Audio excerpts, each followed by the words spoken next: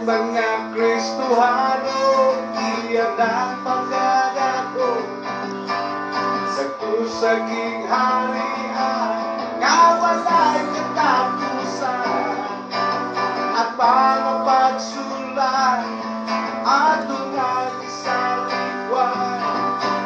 Pag-ampulan, tunay kaya ito, dapat kalibot.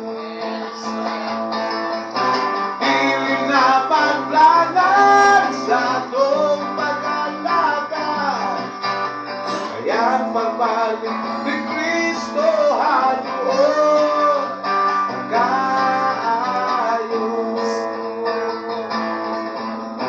Piling na paglanan sa atong pag-alakad, kaya magbalik